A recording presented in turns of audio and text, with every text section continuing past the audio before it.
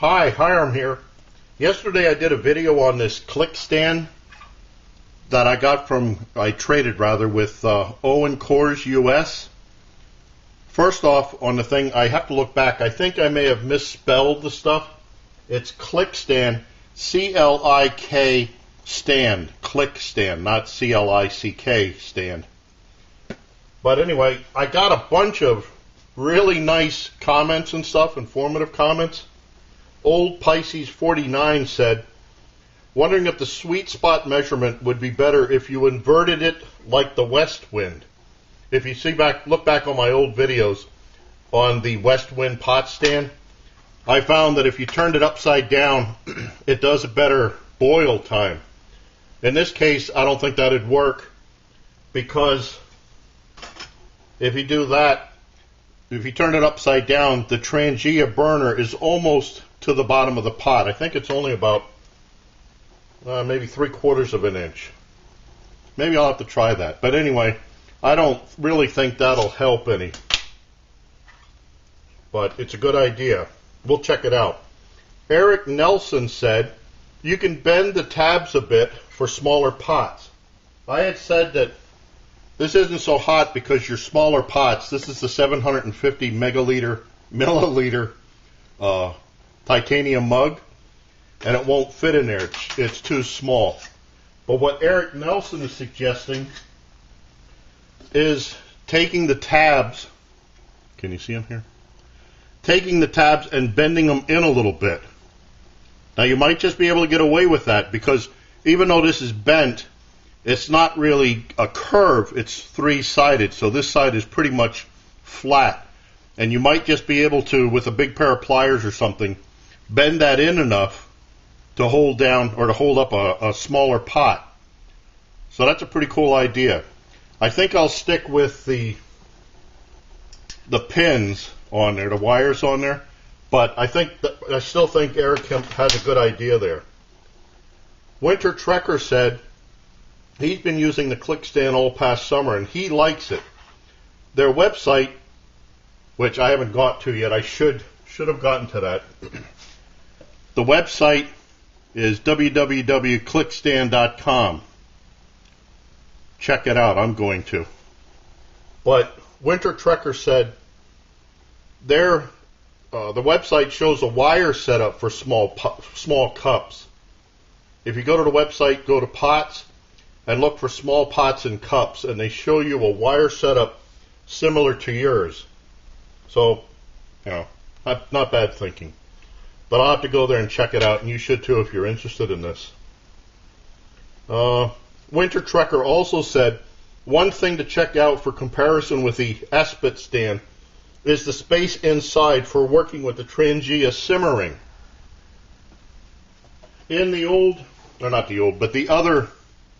the Esbit pot stand that kind of looks like this, there's no extra space in here. The Trangia is actually held up by the sides of the stand. In this one, there's actually a plate in the middle with the hole, so you can see there's all this extra room. So when you put your Trangia burner in, and then you put the simmering on, you can see you got lots of room for opening up the simmering or for shutting it down. So that's a real plus. You can use your simmering on this rig, but you couldn't on the Esbit. Let's see. So that was Wintertrekker saying that comparison of that. Hammer 357 Mag said you could also use a piece of hardware cloth for smaller pots.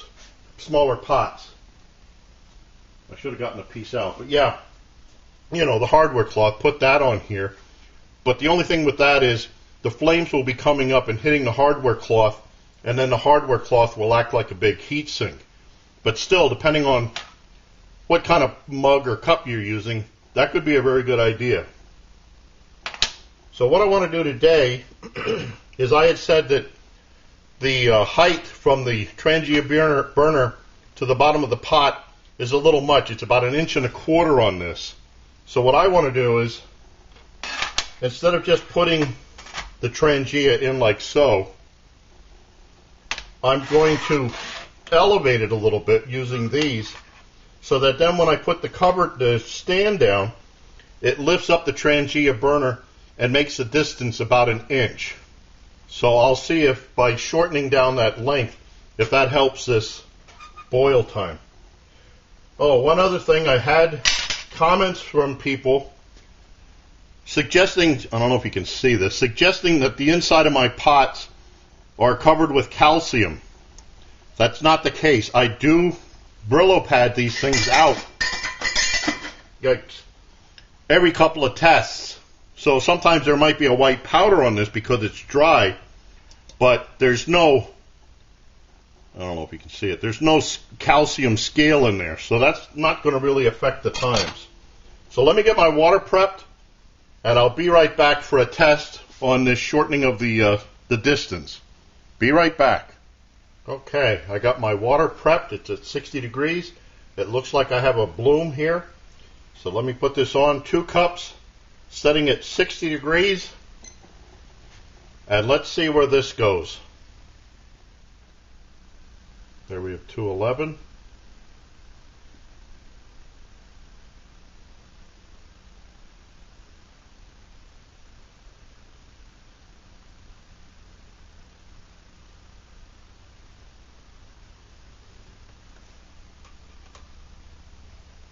Come on.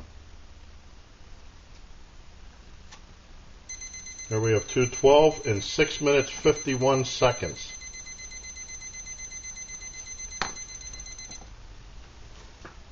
Not sure what was going on there.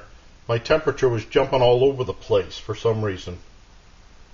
It sounded like it was starting to boil around 625, but the thermometer didn't come up until later. So that's still pretty close to what the time I had yesterday. 2 cups of water starting at 60 degrees yesterday in 6 minutes and 38 seconds. This time 2 cups starting at 60 again. Came to a boil in 6 minutes and 51 seconds. So elevating the burner on this didn't seem to make all that much difference. Let me take this off. Oh, the one other thing was I didn't put the windscreen on. But since there's no wind in here other than my talking, I don't think that's really going to affect it much. So maybe there is no variance with that being elevated.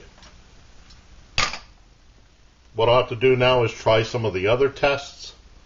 Try this with Esbit, using the can lid for a support. But I thank all of you that sent me the comments, the ones that I went over a little bit earlier. This is an interesting rig. I want to play with it some more. Not sure if I like it better than the ultralight, the Mojo pot stand, but it's kind of interesting. So I thank all of you for your comments. I thank you for watching. I look forward to your input, questions, remarks, helpful suggestions, like we did earlier. And as always, watch for my buddy Max. Bye now.